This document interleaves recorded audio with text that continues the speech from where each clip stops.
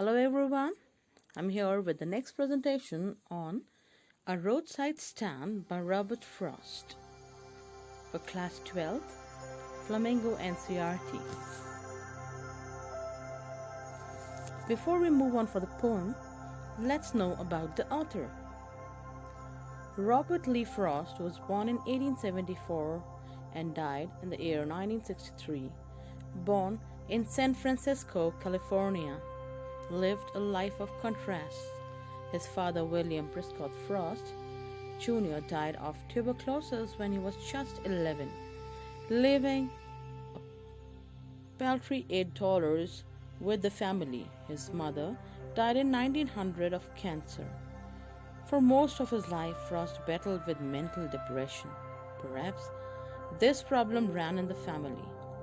Frost had to take care of his younger sister, who too battled depression. It is saddening to note that his wife, Eleanor Mariam White, also suffered bouts of depression. Despite such a scourge that plagued Frost, he rose to be the literary and cultural icon of America, winning prize and accolades in plenty. He won the prestigious Pulitzer Prize for Literature 4 times and was made Poet Laureate of Vermont. He also won the American Academy of Art and Letters Gold Medal. Now moving for the explanation of the poem. The lines mentioned from to the explanation goes like this. Someone from among the village folk had a shack beside a highway that ran to a city nearby. The man extended his shack to the front to open a makeshift counter to sell his farm items like berries of its squash. It was a small entrepreneurial venture to make some little money to meet his needs. Caravans passed along the highway, but few stopped to buy anything from him. In fact, no one evinced any interest in his items, even avoiding to cast a glance towards it. Even a minute fraction of the money the city dwellers were awash with eluded the shack owner. He vainly looked at the passerby with eyes seeking attention. His rudimentary counter didn't merit any traveler's curiosity. Then the next lines. No doubt the travelers belonged to the well-to-do class. The glitz and glamour they are used to was singularly lacking in the wayside counter. Seldom did they look at it.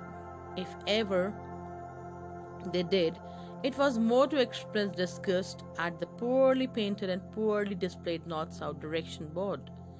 Clearly, they remained aloof. The humble farmer's soliciting eyes had little impact on them. The farmer offered wild berries kept in antique-looking jars, the freshly extracted juice kept in not so uncertain containers. The city folks passing past the humble counter looked joyfully at the rocks and mountains that stood in the backdrop, but felt it below their status to stop over to buy such fresh produce from the lowly grower's farm. Their wealth had made them blind to such humble but priceless offering coming straight from the fields. The next line, which belongs from the herd to the scenery, till keeping from us. The ramshackle sack stands at a blot against the beautiful backdrop of greenery and the distant mountains. For the blotted travelers, the shack is the spoiler of the landscape. A grotesque imposition, they avoid looking at the counter, unmindful of the fervent desire of humble villagers, struggle to fight the hardship of life with tiny portion of cash from the travelers' overflowing wallets.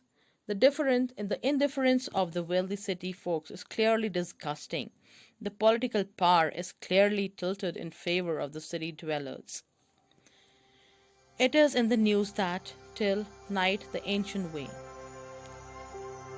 A new relocation plan for these poor villages is in the offering.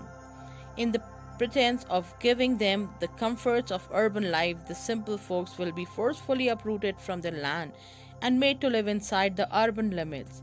Beside the theaters and malls, no one bothers to take their consent, nor to study how disoriented the village folks will feel in their new habitats. By sweat taking the gullible rural folks, the land shrek will fleece them or their ancestral lands and condemn them to live in the urban centers. Such trickery will never be called to account, and the villagers will painfully struggle to adjust to the new ways of earning a living. Undoubtedly, the change will bring them misery. The simple lifestyle will be destroyed, and in their new habitat, they will lose sleep, implying that life will become riddled with difficulties. On the other hand, the manipulators and the wolves in the garb of benefactors will enjoy their lives in greater luxury. Sometimes I feel myself tilted and see the explanation. The poet feels distraught. He knows he is expecting something that his cruel world can't deliver. This resignation makes him angry and sad. The humble farmer looks on expectantly at each and every passing car, hoping that they would stop and make some purchases. However, his weight remains futile. The passengers in the car seldom bother to stop near the shack. Buying anything from such a poorly exhibited stall is below their dignity. The humble farmer looks on vainly, hoping that he could sell something, at least to carry home a little cash. At rare intervals, cars do stop, but it is either for asking some direction to the city, or taking a turn in the backyard, or for filling gas. The farmer's heart breaks when such visits, which are few and far between, do not result in any tiny business for him. The attitude of the wealthy folks leaves the poet exasperated. No in the country money till out of my pain. The poet regrets that despite the enormous wealth of the country and its vast sources of earning, social welfare and concern for the downtrodden in rural areas have never been the national agenda. The conscience of the nation is muted and muffled towards the citizens who barely scratch a living off their lands. The compassionate poet dreams that he could, in one masterstroke, banish the sorrow and suffering of the toiling and deprived masses from the morsels of poverty. But when the magic spell would get over, hard realities would bite. It would make the stately poet sad again. He wants its readers to offer a helping hand to overcome the shock. This is all in this poem. Hope you liked it. See you in the next one. Bye bye till then.